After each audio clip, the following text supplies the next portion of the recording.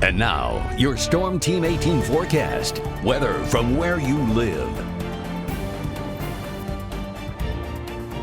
All right, as we head throughout the night, expecting those mostly clear skies to be in place into tomorrow morning. Those temperatures also dropping down to 67, so a nice mild night with some sunshine to begin your Sunday. So we're heading out to church, looking pretty good for that, with those winds turning back to the southwest as well. With temperatures overnight upper 60s to near 70s, so looking at a fairly warm night, maybe the AC once again as you head throughout the day tomorrow. And for tomorrow itself, looking at a hot day, temperatures reaching the low 90s by the end of the day, with those hazy, smoky skies still lingering around, but still relatively warm day, and also really nice and sunny day as well. So great day for activities to make sure to hydrate, especially with these hot temperatures. And for the area, looking at 88 to 91 degrees, so quite a hot afternoon for your Sunday, but nowhere near record breaking at all. Now as we head towards Sunday morning, expecting again those mostly clear skies in place for Futurecast, and that will continue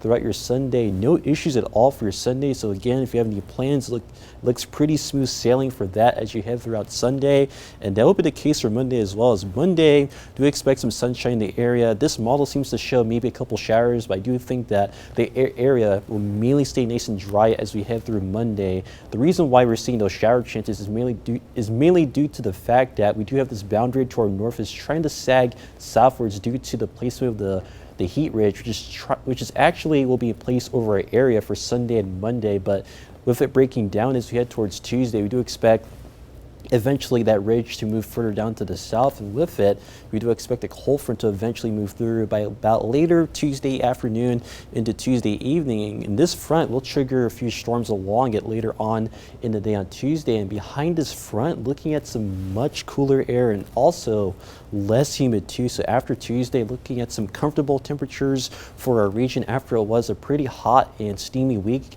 this past week, and even for the next couple of days, still looking quite hot and steamy. But down to the south at the exact same time, Tropical Storm Debbie, which actually has become a tropical storm today, which will likely become a hurricane as it does make landfall around Florida very early Monday morning, is expected to cross through Florida. And a lot of the models are showing that exact same solution. As the reason for is due to this front right here. As this front does move further down to the south, it will turn stationary, and this stationary front will block Tropical Storm Debbie from making its way any further north. And with that being the case, unfortunately, this will lead to flooding rainfall for much of the southeast coast, especially South Carolina and Florida at this time, which could definitely be not good news for them. But for us, looking at merely dry conditions, as the stationary front keeps us nice and dry, as it acts like a shield and keeps that rain out for us throughout the course of next week. So for next week, looking at drier conditions for us, that heat dome staying off to our west after Tuesday,